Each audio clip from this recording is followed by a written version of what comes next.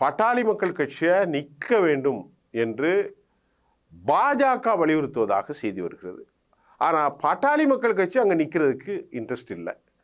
பாஜக அண்ணாமலை என்ன சொல்கிறாருன்னா, இது வன்னியர் பெல்ட்டு, அதனால் நீங்கள் நில்லுங்க, நாங்கள் உங்கள் பின்னாடி நிற்கிறோம் அப்படின்ட்டு அது ஒரு முடிவெட்டாத நிலையில் இந்த சூழல் தான் இப்போது விக்கிரவாண்டியில் காணப்படுது.